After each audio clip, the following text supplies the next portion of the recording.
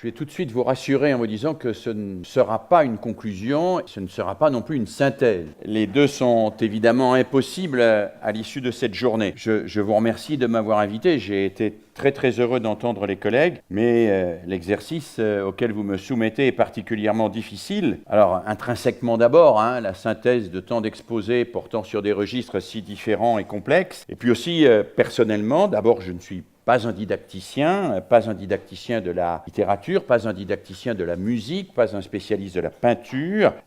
Par ailleurs, je travaille plutôt aujourd'hui avec des enseignants de l'école primaire, du premier degré, moins avec les enseignants du second degré avec lesquels j'ai travaillé antérieurement. Et enfin, mes travaux actuels portent plutôt sur l'histoire des doctrines pédagogiques, et donc se sont un tout petit peu éloignés de certaines problématiques que vous avez traitées aujourd'hui. Néanmoins, je vais tenter de vous donner quelques perspectives en reprenant à la fois le titre, qui était le titre de la journée, et en montrant comment ce titre a été problématisé tout au long de cette journée et comment je peux apporter ma pierre à cette problématisation. Donc le titre, c'est la question de l'identité et de la formation culturelle des enseignantes et des enseignants.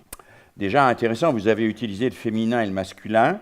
On n'a pas repris, mais l'identité aujourd'hui, c'est plutôt celle des enseignantes que des enseignants. Ça pose une question d'identité historiquement aussi, y compris une question d'évolution de cette institution scolaire. Vous savez que dans un système scolaire comme celui de la France, les femmes sont aujourd'hui parmi les professeurs, moins de 10%, d'une manière globale. Bon, mais je ne vais pas, évidemment, m'attarder sur l'identité de genre, ce qui n'est absolument pas ma spécialité non plus. Je vais me permettre 5 séries de remarques. Je vais essayer de vous montrer dans un premier temps que cette question de l'identité culturelle des enseignantes et des enseignants est une question historiquement problématique. Ensuite, j'essaierai de vous montrer qu'elle est philosophiquement problématique aussi, avant de vous montrer qu'elle est sociologiquement problématique, pédagogiquement problématique, et qu'elle est enfin problématique sur la question de la formation des enseignants. Mais rassurez-vous, ces 5 séries de remarques s'enchaîneront, j'espère, le mieux possible et ne seront pas contradictoires les unes avec les autres. Première série de remarques, et dès le début de la matinée, grâce à l'apport de notre collègue Dumortier, nous l'avons bien senti, cette question de l'identité des enseignants, de l'identité culturelle des enseignants est problématique. Alors, historiquement, aujourd'hui, en tout cas, elle est problématique. Il nous l'a dit en insistant en particulier sur l'écart entre les trajectoires des uns et des autres, l'écart entre le premier degré et le second degré, etc. Je voudrais souligner simplement que si elle est problématique aujourd'hui, elle ne l'a pas été pendant très longtemps. Et qu'à cet égard, on peut dire de l'identité culturelle des enseignants que soit c'est un continent englouti, soit c'est une illusion rétrospective. En tout cas, c'est quelque chose dans notre passé. Si on prend des personnages aussi importants, qui ont marqué autant l'histoire de l'éducation et de la pensée que Condorcet, Ferdinand Buisson, évidemment Péguy, qui a été cité en introduction ce matin, on pourrait dire que pour aucun de ces 3 grandes figures, l'identité culturelle de l'enseignant n'est problématique. Elle va de soi. L'identité culturelle de l'enseignant va de soi. Elle va de soi en raison d'abord de son origine sociale, à quelques exceptions près. La paideia est en grec à la fois cette initiation et cette arrivée vers la sagesse par les savoirs. C'est aussi, et critiqué d'ailleurs à ce titre par Platon, une conception aristocratique du savoir qui relève déjà un peu de la distinction, selon Bourdieu, que vous venez d'évoquer, Marley. L'identité culturelle de l'enseignant n'était pas discutable par des gens comme Condorcet, Buisson ou Péguy, en raison d'une formation personnelle centrée sur les humanités, et sur des humanités qui constituaient un corpus stabilisé, défini, corpus qui n'était pas l'objet, sauf à la marge et d'une manière extrêmement minime, de critiques au sein de l'institution académique. C'était une évidence aussi, cette identité culturelle, en raison précisément du caractère hégémonique de la culture académique. La culture académique était la culture hégémonique, et les mouvements marginaux ne trouvaient qu'extrêmement peu de place pour s'exprimer dans le champ social, même s'ils existaient. Il y avait aussi au sein de cette culture académique un caractère holistique, ou disait André de Peretti, hologrammatique, c'est-à-dire que dans la culture académique, chacun était le tout, chacun incarnait le tout. Il n'y avait pas de différence entre la vocation de chacun et la vocation de l'institution dans laquelle chacun travaillait. Le professeur de lettres, le professeur d'histoire, le professeur de philosophie, comme l'instituteur, assumait totalement les finalités de l'institution dans laquelle il était. Il n'y avait pas de décalage entre les finalités de l'institution et les finalités des acteurs. Or, nous savons que ce qui marque très profondément la modernité, c'est le décalage progressif qui s'instaure, qui s'institue, qui se structure et qui restructure les institutions elles-mêmes entre la finalité de l'institution telle qu'elle se pose en tant que telle a priori et la finalité des acteurs au sein de cette institution. Ça vaut d'ailleurs pour les enseignants comme pour les élèves. C'est bien parce qu'il n'y a plus un fonctionnement à caractère hologrammatique, où chaque élément est à l'image du tout, que ça pose un problème pour un certain nombre d'enseignants et d'élèves. Et puis également, en raison, ça ne posait pas problème, la culture de l'enseignant, l'identité culturelle de l'enseignant, en raison de ce qu'on pourrait appeler sa posture institutionnelle, légitime, jamais discutée, jamais contestée, d'une pédagogie qui n'était pas soumise à l'injonction d'être scientifique encore, ou alors dans une terminologie où ce terme scientifique avait un tout autre sens. Ce terme scientifique, comme chez Ferdinand Buisson et dans la plupart des penseurs de la Troisième République, ne signifiait que susceptible d'être démontré de manière convaincante. Mais ce terme n'a rien à voir avec les théories actuelles de l'evidence-based practice. C'est moi pour mon anglais. Donc il y avait une sorte d'identité culturelle qui allait de soi. Chez Condorcet, elle est tellement forte que cette identité culturelle est celle de l'acteur majeur de la République. Chez Péguy, ce sera le hussard noir, etc. Chez Buisson, c'est l'importance du rôle de l'instituteur, celui qui institue l'humanité dans l'homme et la démocratie et la République en même temps. Etc., etc. Tout cela est porté en plus par une littérature sur l'école, une littérature sur l'enseignant, sur le maître, qui, de Pagnol, pour parler de la plus folklorique, évoquer la notion de folklore ce matin, au Grand Molne, en passant par les désarrois de l'élève Torlès, nous renvoie à une image du maître comme incarnant cette identité culturelle et assumant une sorte d'unité dans la société de transmetteur-passeur de la culture légitime. Transmetteur-passeur de la culture légitime, cette identité-là n'était pas discutée, elle n'était pas contestée. Alors que s'est-il passé ? Que s'est-il passé qui fait que nous sommes en face d'un continent englouti ou d'une illusion rétrospective ? Je pense que c'est probablement entre les deux. C'est pour une part un continent englouti, pour une part une illusion rétrospective, parce qu'on reconstruit beaucoup l'identité culturelle de l'enseignant du XIXe siècle à partir des images d'Épinal que l'on a pu en faire et sans nourrir nécessairement suffisamment ces images d'Épinal de travaux historiques un peu précis. Mais néanmoins, cette identité culturelle, fut-elle mythique, a volé un éclat. D'abord en raison de la diversification sociale du corps enseignant, dont il faut se réjouir et qui ne cesse de se développer. En raison ensuite du caractère contesté de l'aspect fondateur des humanités pour construire une culture adaptée au temps présent. Cette idéologie a également volé un éclat en raison des attaques extrêmement fortes contre le caractère hégémonique de la culture académique, qui fait que la culture académique est même devenue à un certain moment la contre-culture. C'était ce que l'académie même promouvait, c'était d'être toujours dans la contre-culture par rapport à l'académie, dans un système de jeu de miroir à l'infini, où on ne savait plus à force où on était, puisque la culture et la contre-culture s'opposaient en permanence. En tout cas, l'idée même qu'il y eût une culture académique unificatrice légitime était une idée qui était en permanence récusée par son contraire, dans une espèce de dialectique permanente. Pensez à l'époque du Nouveau Roman, par exemple, mais on pourrait penser à bien d'autres exemples dans l'histoire des arts.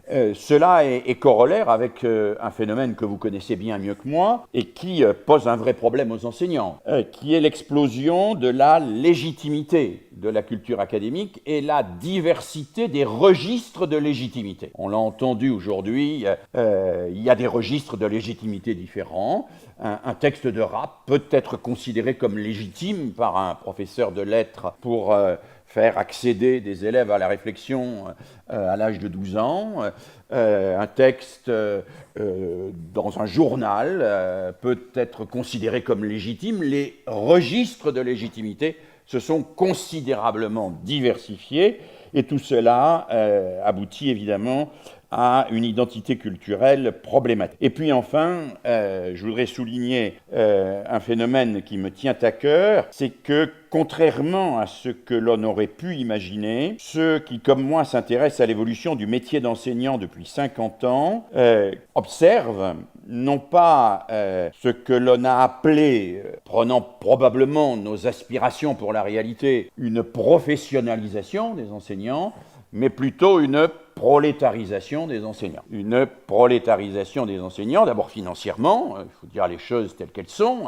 La notion d'identité culturelle et professionnelle est aussi liée à ces questions-là.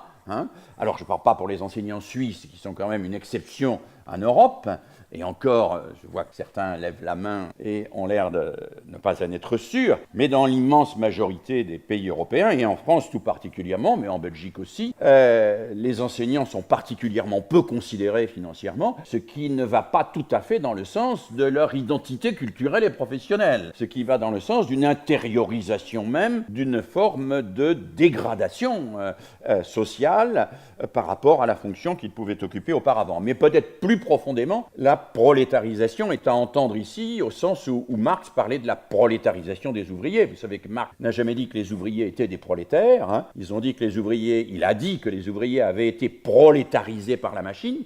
C'est-à-dire qu'à partir du moment où la machine est apparue, il a fallu mettre l'ouvrier au service de la machine, non plus la machine au service de l'ouvrier. L'exemple type étant le fameux 3-8, dès lors que la machine était achetée, qu'on investissait dessus, il fallait que les ouvriers travaillent toute la journée pour rentabiliser la machine, 3 fois 8, 3-8. Et donc l'ouvrier s'est mis au service de la machine, et Marx explique qu'il a été vidé à ce moment-là de sa substance, de son intelligence et de son inventivité, qu'il a été prolétarisé par l'industrie machinale de la machinerie. Moi, j'ai le sentiment, mais je n'ai pas le temps de le montrer aujourd'hui, que si on étudiait les textes officiels de ces 50 dernières années, du niveau européen au niveau cantonal suisse, on aurait une vision assez précise de ce mouvement de prolétarisation par lequel progressivement l'enseignant est privé de sa marge de créativité pour être réduit de plus en plus à un exécutant de référentiels de plus en plus précis, quand ce n'est pas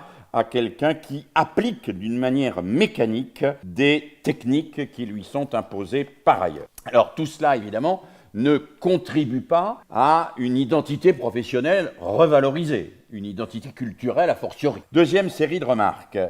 Si cette question de l'identité culturelle de l'enseignant est problématique historiquement, je viens d'essayer de vous le montrer, elle est aussi problématique philosophiquement. Marlène l'a évoqué ce matin dans son introduction en disant que pour certains, la culture chez l'enseignant était un luxe après les apprentissages fondamentaux. Alors peut-être peut-on restituer, Marlène ne m'en voudra pas, une sorte de chronologie. Il me semble qu'avant d'être un luxe, elle a été une sorte de prérequis. C'est-à-dire qu'on peut identifier globalement, et pour faire très gros, 3 types de relations entre le métier d'enseignant et ce qu'on pourrait appeler la culture qu'il possède. Le premier type de prérequis, c'est le prérequis traditionnel de la culture générale, c'est-à-dire celui qui considérait que l'acquisition d'une bonne culture générale dans tous les domaines, et en particulier dans le domaine disciplinaire dans lequel on avait enseigné, garantissait la possibilité d'enseigner tout ce qu'il y avait à enseigner et sans formation professionnelle particulière. On est très critique à l'égard de ça aujourd'hui. On est très critique et en même temps, sur le plan de la recherche, on n'est pas très au clair là, parce que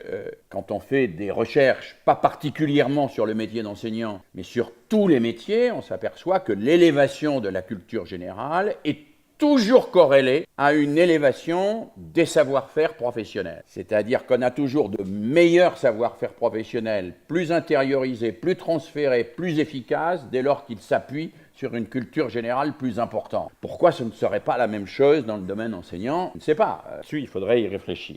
Mais pendant longtemps, ça a été ça. Ça a été la culture générale, c'est un prérequis qui se suffit à lui-même. C'est le préalable de l'enseignement, mais c'est aussi la condition nécessaire et suffisante de l'enseignant. Alors la deuxième idée, c'est celle que Marlène a évoquée ce matin, c'est celle qui, après un recentrage sur les fondamentaux, et les fondamentaux étant définis en termes purement techniques, et si possible opérationnels, après toute la vague de la pédagogie de la maîtrise, des taxonomies et de l'ensemble de ceux qui ont travaillé dans cette perspective-là, on en arrive à dire que oui, quand même, après tout cela, eh bien, il faut se doter d'un peu de culture générale, il faut s'ouvrir. C'est le paradigme du supplément d'âme, en quelque sorte. C'est la culture comme supplément d'âme. Ce n'est pas le paradigme de la culture générale comme soubassement, c'est le paradigme de la culture générale comme supplément d'âme, donnant à l'enseignant, au-delà de sa formation technique qui est considérée comme le soubassement, une espèce d'aura qui lui donne à la fois des satisfactions personnelles et un charisme qui lui permet d'accroître son influence sur ses élèves. Et puis on a vu apparaître aujourd'hui, et ça m'a paru très intéressant, c'est un des acquis, me semble-t-il, de cette journée, un paradigme qui est un paradigme de la construction identitaire, non pas comme résultat, mais comme démarche. C'est-à-dire que la plupart des interventions qui ont été faites aujourd'hui n'ont pas posé la culture ni comme un prérequis, ni comme un supplément d'âme, mais comme consubstantielle à la démarche professionnelle elle-même. Comme si la démarche de l'enseignant et la démarche culturelle pouvait trouver une espèce de rapport interne. Et on est passé, me semble-t-il, dans la plupart des exposés, à quelque chose qui a été exprimé par plusieurs intervenants sur le thème de la continuité. De la continuité. Ni séparation entre d'un côté la culture et de l'autre côté la profession, ni diabolisation de la culture individuelle préalable pour ne valoriser que la culture académique, ni séparation entre ce qu'il va appeler les êtres vides et les êtres vils, et puis de notre côté les êtres formés et cultivés, mais une continuité exigeante. Une continuité exigeante. Il y a là quelque chose qui m'est apparu être un fil rouge dans cette journée, une continuité exigeante. Ce fil rouge est très proche, et Yves me pardonnera de rappeler ici quelques-uns des éléments qui structurent la pédagogie Freinet qu'il connaît bien, mais de la pédagogie Freinet. Quand Freinet parle d'écouter la parole de l'enfant, et de partir en permanence de l'intérêt de l'enfant, y compris de son intérêt culturel immédiat, même s'il est considéré comme un cliché ou comme une reproduction sociale, il ne dit pas qu'il faut laisser patauger l'enfant dans son discours immédiat. Il dit qu'il faut inscrire une exigence de qualité dans ce discours immédiat et qu'il faut travailler dans une continuité exigeante. Et là, il me semble qu'on a senti, en tout cas, tout au long des exposés de la journée, apparaître cette idée d'une continuité exigeante entre la culture personnelle et la culture professionnelle, entre les expériences personnelles et les expériences professionnelles, entre les rencontres personnelles et les rencontres professionnelles, entre les passions personnelles et les passions professionnelles. Et cette continuité m'est apparue assez fortement dans l'ensemble des exposés d'aujourd'hui. Et à ce titre, elle me paraît particulièrement intéressante d'abord parce qu'elle renoue avec la vieille idée de continuité chère à John Dewey, mais aussi et surtout peut-être parce qu'elle dépasse la fausse querelle de la culture comme paradigme fondement en termes de culture générale ou paradigme du supplément d'âme en termes de saupoudrage intellectuel des fondamentaux. Troisième série de remarques, pourquoi cette notion d'identité culturelle de l'enseignant pose question, cette fois-ci, sociologiquement. Alors, on a beaucoup abordé cette question dans le débat après les exposés de mon collègue Dumortier et de mon collègue Reuter, puisque vous avez souligné la difficulté, évidemment, que vivent beaucoup de nos enseignants aujourd'hui pour rendre compatibles les identités professionnelles avec leur identité professionnelle, avec les identités culturelles de leurs élèves. Vous avez dénoncé les dérives que je vais appeler globalement, pour faire vite parce que j'ai pas le temps, mais vous vous y reconnaîtrez, communautaristes, de clanification ou de repli qui feraient se dissoudre en quelque sorte le projet, non pas d'une culture universelle qui s'imposerait aux autres, mais d'un projet d'une culture universelle modeste qui se construirait avec les autres, ce qui est un peu différent, ce qui, à mes yeux, est même complètement différent. Passer du projet d'une culture qui se donne comme universelle et qui s'impose aux autres, au projet d'une culture qui se construit avec les autres en se voulant universelle, c'est-à-dire en n'excluant personne a priori, c'est, me semble-t-il, deux démarches que l'on ne peut pas confondre et qui, historiquement, appartiennent à des histoires et à des référents théoriques très divers. Qui n'a pas été beaucoup évoqué néanmoins ce matin, c'est la manière dont les différentes disciplines, je sais que c'est un terrain, c'est un point qui est cher à Yves et à ses derniers travaux, dont les différentes disciplines sont concernées épistémologiquement de manière très diverses par rapport à cette même question. Il est évident que la biologie, par exemple, avec la théorie de l'évolution, n'est pas concernée de manière exactement identique par cette question avec le français. Il est certain que l'histoire n'est pas du tout concernée de la même manière épistémologiquement que la géographie. D'ailleurs, un des problèmes que deux disciplines à l'épistémologie aussi radicalement opposées que l'histoire et la géographie constituent une seule et même discipline dans l'enseignement français. Je ne sais pas ce qu'il en est. En France, c'est deux épistémologies radicalement différentes et qui posent des problèmes radicalement différents en termes d'enseignement. On voit là qu'il y a des problèmes forts et que sociologiquement, nous sommes affrontés à des tensions. Mon collègue Dumortier a montré que des compétences interculturelles pouvaient contribuer à apaiser à prévenir dans un premier temps ces tensions, à les prévenir, à les apaiser, à les faire disparaître, probablement pas. Je pense que les tensions existent d'abord pour des raisons qui ne sont pas internes à l'école et que l'école à elle seule ne pourra évidemment pas faire disparaître. Cela nous renvoie, alors nous autres francophones, hexagonaux, excusez-moi, à la question de la laïcité, qui est la question fondatrice de l'école républicaine, et je parle le jour où le nouveau ministre de l'Éducation nationale vient de faire distribuer à tous les enseignants français un nouveau vade-mecum de la laïcité avec un système de lignes directes téléphoniques qui permet d'avoir immédiatement à la fois des réponses, des échelles de sanctions, etc., à toutes les atteintes à la laïcité. Mais je n'ai pas lu le vade-mecum, lu pour le moment, il a été distribué ce matin, je n'ai lu pour le moment que quelques commentaires. Ça nous renvoie à cette question de la laïcité. Alors, là aussi, un petit rappel historique. J'ai eu le bonheur de republier l'an dernier avec mon collègue Patrick Dubois le dictionnaire de pédagogie et d'instruction primaire de Ferdinand Buisson, écrit entre 1879 et 1884. Je parle de la première édition, pas la deuxième revue par Durkheim, qui est totalement aplati et qui a perdu l'enthousiasme, l'effervescence intellectuelle et théorique, l'imagination pédagogique qu'avait la première édition. Et dans cette première édition donc du dictionnaire de pédagogie de Buisson, la question de la laïcité est évidemment au cœur. Alors pour Buisson, elle se résume d'une manière qui aujourd'hui nous apparaît courte, puisque au fond, Buisson en vient à dire tout le problème de la laïcité, c'est la séparation entre le savoir et le croire. Le croire appartient à la sphère privée et le croire donc relève de l'individu, de la famille. Nous n'avons pas à y intervenir, mais nous n'avons pas non plus à le combattre. Hein, et le savoir, lui, appartient à la sphère publique, c'est ce qui est vrai pour tout le monde, doit donc être enseigné par l'école. Alors aujourd'hui, tout ceci nous paraît un tout petit peu naïf, parce que d'abord, tous les épistémologues montrent qu'il reste toujours un peu de croire dans les meilleurs savoirs, et qu'il y a toujours du savoir dans toutes les croyances. Donc l'imbrication entre l'un et l'autre est extrêmement forte, et que si l'on peut parler de quelque chose entre le savoir et le croire, c'est plutôt d'un processus de désimbrication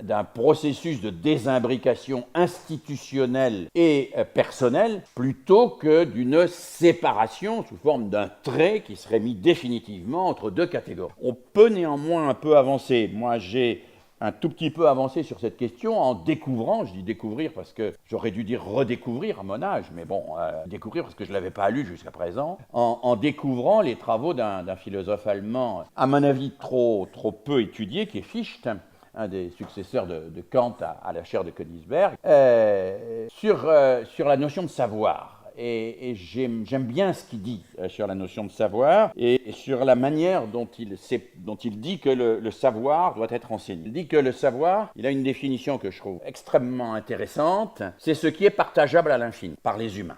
J'ai le droit de croire que je vais me réincarner dans une grenouille, personne ne peut me montrer que c'est faux, donc ça n'est pas partageable par tout humain avec lequel je pourrais entreprendre un dialogue, et un dialogue soit sous le signe de la recherche conjointe du vrai. Et je crois qu'il y a quelque chose de très intéressant là, parce que ça rejoint au fond ce que disait un de mes maîtres en éducation, Olivier Reboul, qu'est-ce qui vaut la peine d'être enseigné? Ce qui unit, et non pas ce qui sépare, ce qui unit. Et quand Fichte dit le savoir, c'est ce qui est partageable à l'infini, évidemment, les savoirs sont partageables à l'infini, c'est le principe de l'éducabilité de tous, mais c'est aussi le principe que nul ne peut être exclu de ce qui est considéré comme un savoir, et que cette chose-là ne peut pas être considérée comme un savoir tant que je n'ai pas trouvé les moyens de n'en exclure personne, ce qui est extrêmement exigeant. D'ailleurs, il y a dans Ferdinand Buisson un certain nombre de phrases que je trouve particulièrement intéressantes. Quand Buisson dit « La laïcité, ça consiste pour le maître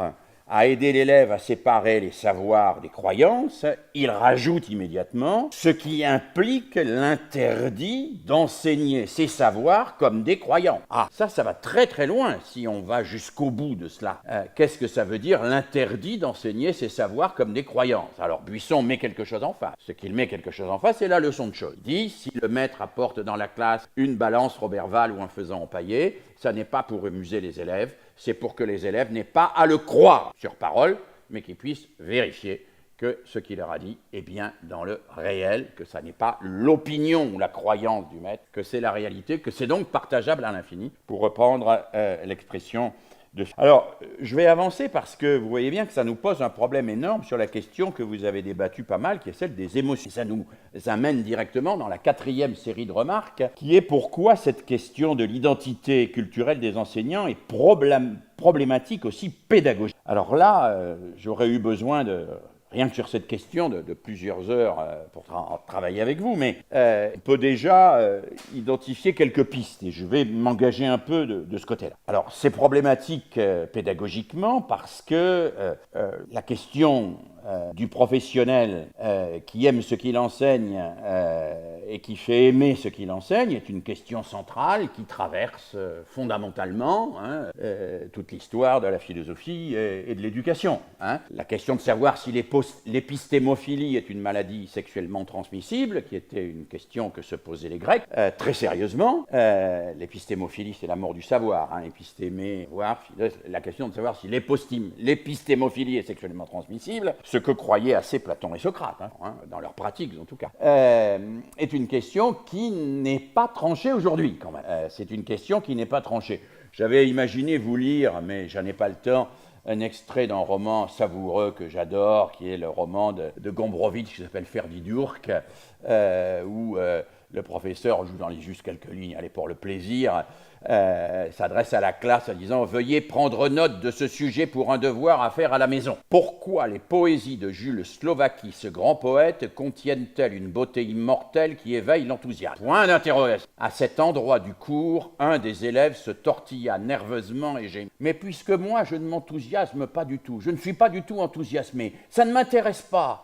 Je ne peux pas lire plus de 2 strophes et même ça ne m'intéresse pas. Mon Dieu, comment est-ce que ça pourrait m'enthousiasmer puisque ça ne m'enthousiasme pas ?» L'élève se rassit, les yeux exorbités, comme s'il sombrait dans un abîme. Devant cette confession, le maître faillit s'étrangler. « Pas si fort, par pitié, siffla-t-il Galkievitch. Vous serez collé. Vous voulez ma perte. Vous ne vous rendez pas compte de ce que vous dites, Galkievitch. Mais je ne peux pas comprendre, moi. Je ne peux pas comprendre comment ça m'enthousiasme si ça ne m'enthousiasme pas. » Le professeur, comment cela peut-il ne pas vous enthousiasmer, Galkievitch, puisque je vous ai expliqué 1000 fois que cela vous enthousiasmait, Galkievitch. Mais cela ne m'enthousiasme pas. Le professeur, mais ça ne regarde que vous, Galkievitch.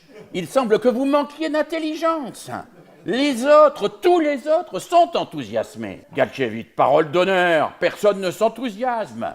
Comment est-ce que ce serait possible puisque personne ne lit ça, à part nous à l'école et encore parce qu'on nous y oblige? Le professeur, pas si fort par pitié. C'est parce qu'il existe sur Terre très peu de gens vraiment cultivés, intelligents et à la hauteur. Galkievitch. Mais les gens cultivés non plus ne s'enthousiasment pas pour les poésies de Jules Slovaki. Aucun, personne, absolument pas. Le professeur, dans un geste avant de s'effondrer. Galkievitch, j'ai une femme et un enfant. Ayez au moins pitié de l'enfant. C'est un texte superbe que je vous invite à lire en entier, parce que je vous en ai lu qu'un extrait, mais qui pose d'entrée de jeu comment cela peut-il vous enthousiasmer, puisque cela ne vous enthousiasme pas. Donc cette question du rapport, alors qu'on va dire érotique pour employer un terme cher à Edgar Morin quand il parle de la transmission, qui consiste à faire aimer pour faire apprendre et à faire apprendre pour faire aimer dans une espèce de dialectique permanente, est une question qui travaille au fond la question pédagogique et qui renvoie effectivement à une question identitaire, et qui renvoie à une question identitaire. Alors je vais me permettre quelques hypothèses ici parce que précisément cette question du faire aimer, celle de l'épistémophilie, est restée très largement taboue depuis les Grecs. Transmettre, organiser la transmission, tout ça, ça a été travaillé. Faire aimer, c'est quand même encore un peu suspect de pédophilie. On est quand même à la limite de ce que l'institution considère comme acceptable. Et on va dire que celui qui fait aimer, peut-être qu'il fonctionne comme un pôle d'identification excessif par rapport à ses élèves, peut-être qu'il les influence d'une manière trop importante, etc., etc. Alors que quand on interroge les élèves, souvenez-vous de ceux qui ont lu la lettre à une maîtresse d'école des enfants de Barbiana, ce qui nous rase le plus à l'école, c'est qu'il n'y a rien qui vous passionne, monsieur le professeur. On préférerait qu'il y ait au moins une chose qui vous passionne et que vous ne parliez que de ça, plutôt que de ne nous faire apprendre des choses entre lesquelles vous nagez dans la pure et totale indifférence. Donc la question de l'identité professionnelle, elle se joue là dans la question de la transmission du désir, la transmission de quelque chose qui ne s'attrape pas facilement, même s'il y a des formules qui disent qu'on peut l'attraper par ici ou par là. Mais ça ne s'attrape pas facilement, cette question du désir et du plaisir. Et j'ai tendance à penser que... Alors, vous allez le prendre mal, mais c'est volontairement provocateur. Qu'une certaine montée d'une certaine... Enfin, je mets des précautions. Une certaine montée d'une certaine didactique technicienne a contribué à l'évacuation de la question du plaisir et du désir dans l'enseignement et a contribué à ne pas regarder cette question en face, y compris, je vais là encore vous choquer profondément, pas seulement en termes de formation des enseignants, mais en termes de sélection des enseignants. Parce que si on pose la question du plaisir et du désir et de la capacité à transmettre le plaisir et le désir, le problème est de savoir si c'est entièrement formable. S'il n'y a pas des histoires de vie qui rendent cette transmission plus facile que d'autres. Or, nous sommes, je sais bien, dans l'idée que la formation est toute puissante. C'est-à-dire qu'on peut prendre quelqu'un... et là, je pense qu'on se trompe. On plaque sur la formation professionnelle le principe de l'éducabilité de l'élève. Et à mon avis, c'est un transfert excessif. Parce que l'éducabilité de l'élève porte sur les savoirs fondamentaux qui font de lui un citoyen. La formation professionnelle porte sur des compétences font d'un sujet un acteur à une place donnée dans la cité. Moi, je ne prétends pas être éducable en matière de mécanique, d'ébénisterie ou de quoi que ce soit. Et je suis peut-être, mais ça ne m'intéresse pas. Voilà. Donc la question elle est taboue, cette question. Elle est taboue. Dans le système français, par exemple, elle est totalement taboue. Quand j'étais directeur d'un institut de formation d'enseignants, nous avons essayé d'introduire de toutes petites questions autour de ça. Par exemple, est-ce que la personne qui veut être enseignante a témoigné dans son expérience d'un investissement ou d'un engagement dans les questions éducatives? Est-ce que ça ne pourrait pas lui compter un tout petit point qui permettrait mais immédiatement, c'est le tollé. C'est le tollé de la communauté académique, le tollé général de la communauté académique. Vous allez donner un point de plus à quelqu'un qui a été chef scout, monsieur? Mais à quoi ça ressemble, votre histoire? À quoi ça ressemble? Ça ressemble à l'idée qu'il y a une irréductibilité de l'humain à la technique et au formable techniquement. Alors je pose la question, peut-être que c'est une question qui n'est pas posable. Alors à partir de là, on pourrait s'engager vers un certain nombre d'autres choses et j'ai été très très intéressé par tous les exposés qui se sont manifestés là-dessus, en particulier par ce qui est formable, justement, et à travers l'exposé de Jean-Louis Dumortier, ce qu'il appelle les compétences interculturelles. Alors je suis assez d'accord et je trouve qu'il y a là une vraie richesse, et je trouve que votre exposé sur la comparaison entre la littérature et la peinture fait preuve de compétences interculturelles d'une manière extraordinaire et invite à faire preuve encore plus de compétences interculturelles que les enseignants n'en font aujourd'hui, puisque ce qui se passe là entre la peinture et la littérature peut se passer après tout entre la photo, le cinéma, pourquoi pas entre la physique et les mathématiques, on ne sait jamais, il y aurait peut-être des liens à trouver quelque part, même si chacun reste maître de son épistémologie de référence. Donc je suis sensible à cette notion de compétences interculturelles. Je la renverrai même, pour ma part, si j'avais à travailler, vous savez, sur le principe du sablier, c'est-à-dire à partir de cette multiplicité de compétences interculturelles que vous nous avez définies, trop brièvement, moi j'aurais aimé que pour chacune d'entre elles, vous alliez beaucoup plus loin, j'irais jusqu'à des choses encore plus simples, ou encore plus nodal.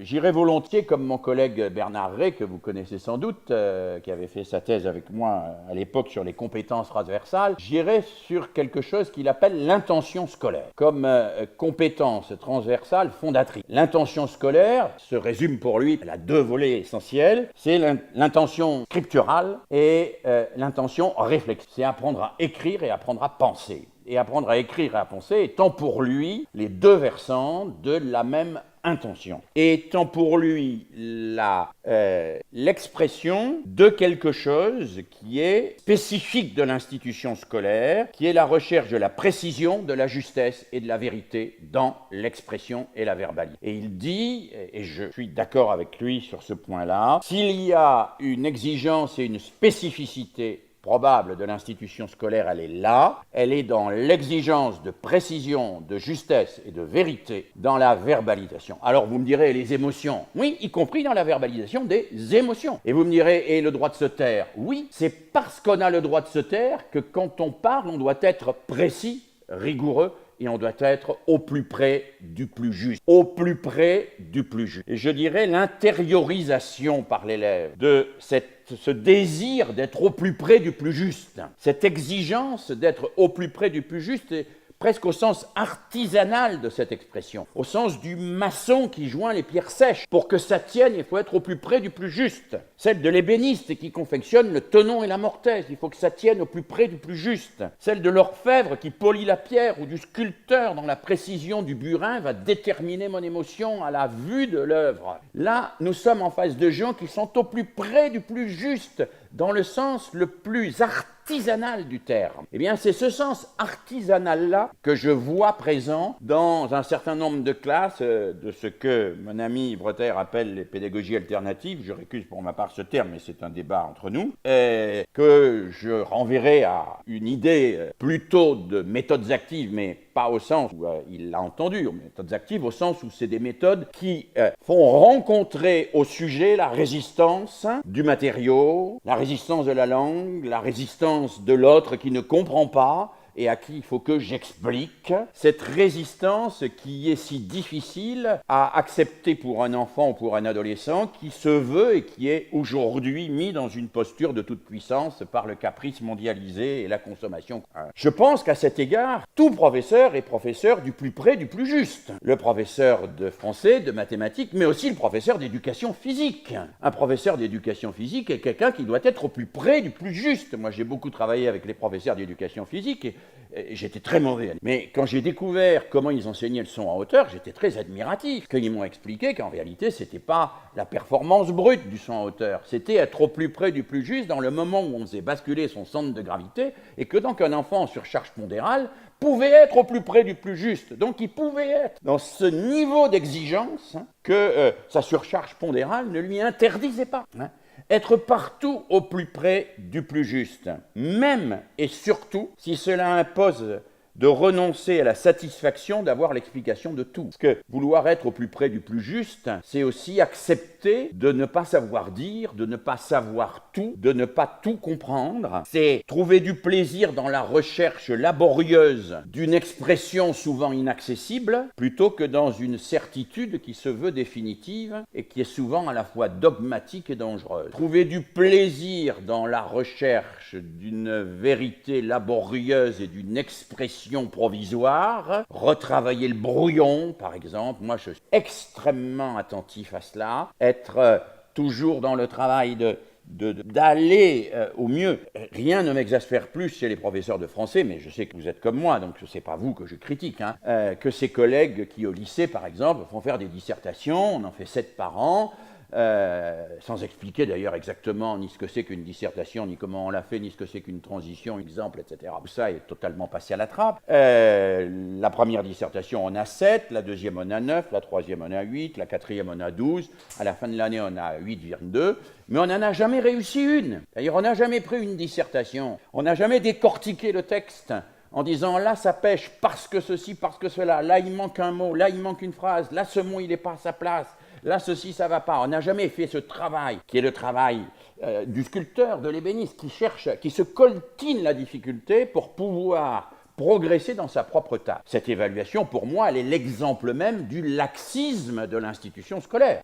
Payer un élève qui a bâclé sa copie par une mauvaise note, c'est le laxisme absolu. Et ce sont ceux qui, d'ailleurs, se prétendent exigeants, qui utilisent cette forme extrêmement laxiste d'évaluation, alors que les disciples de Freinet, enfin, ils ne voulaient pas de disciples, utilisent d'autres systèmes comme les brevets, les ceintures, les chefs-d'œuvre, etc., etc. Donc il y a quelque chose là de très fort. Mais je voudrais, j'en viens cinquièmement à la situation en termes de formation, je voudrais montrer que cette exigence d'être au plus près du plus juste, qui pour moi fait de la verbalisation, comme pour mon collègue, un enjeu majeur, même si le mot, je dirais plutôt l'expression, et je mettrais vraiment une place très importante à l'écrit et à la dialectique écrit-orale dans cette recherche de précision, de justesse et de vérité. Je pense que, par exemple, on ne peut pas demander à un gamin de 6e d'être précis et rigoureux dans une explication orale, et si on ne l'a pas fait travailler par écrit avant, dans un travail de recherche de vocabulaire, etc., quitte à utiliser des contraintes fécondes, de l'hypogramme, on lui interdit une lettre, ça lui permet de chercher des mots qu'il ne connaît pas, etc., etc.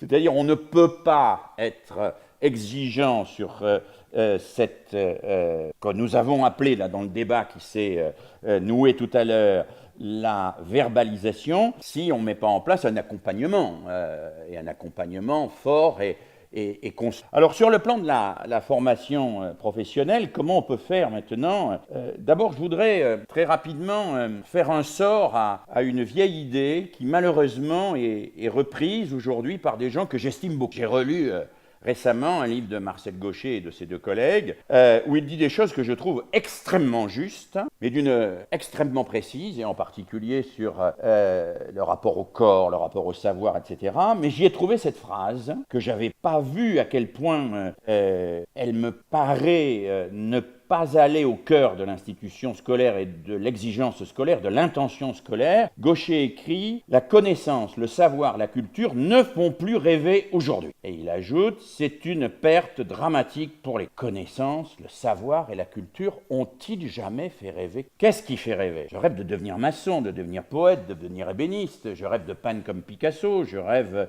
d'être spécialiste des tortues marines, je rêve d'avoir une collection complète des timbres d'Afrique, je rêve de réciter tout Shakespeare, je rêve d'être un acteur, je rêve de ceci, je rêve de ça. Un rêve est habité. Cette affirmation selon laquelle la culture en soi ne ferait plus rêver est une affirmation qui suppose qu'à un moment, la culture en soi a fait rêver. Et elle n'a fait rêver que dans un cadre précis. C'est celui qui a été évoqué à 2 reprises aujourd'hui. C'est la culture comme distinction au sens bourdieuin. Là, ça fait rêver. Mais sinon, qu'est-ce qui fait rêver? C'est des rêves habités. C'est des envies qui sont localisés, spécifiques, qui portent sur des objets culturels, et pas sur la culture en général, qui portent sur des objets culturels, qui portent sur des aspirations personnelles. Alors ça peut être chez un gamin savoir comment marche un moteur de mobilette, ça peut être chez un autre savoir à quelle époque ont disparu les dinosaures, ça peut être chez un autre savoir jouer de la guitare électrique. Ça fait rêver, ça fait rêver.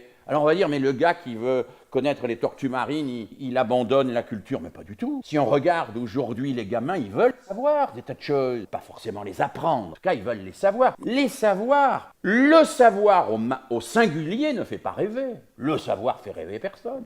Sauf ceux qui veulent l'exhiber pour se distinguer. Ce qui fait réellement marcher les élèves, c'est les savoirs. C'est les savoirs incarnés, concrets, précis. C'est les savoirs faire des choses. Et la continuité dont nous parlions tout à l'heure, c'est bien celle qui permet de les accompagner par une exigence de ces savoirs qui ne sont pas des savoirs académiques vers des savoirs qui deviendront des savoirs, alors académiques peut-être pas, mais des savoirs à haut niveau d'exigence culturelle. Un gamin peut s'intéresser aux tortues marines avec un bas niveau d'exigence culturelle, on va dire avec un bas niveau taxonomique, faire sérieux. Mais il peut s'intéresser aux tortues marines avec un haut niveau taxonomique, très haut niveau taxonomique. Et le travail que j'ai à faire, c'est évidemment de le mener du bas niveau au haut niveau taxonomique. Pour plagier la fameuse phrase de Husserl sur la conscience, toute conscience est conscience de quelque chose, ce qui me gêne dans le discours déploratif sur la perte de la culture, c'est le sentiment parfois qu'il y aurait une culture en soi. Or, pour moi, toute connaissance est connaissance de quelque chose. Partons de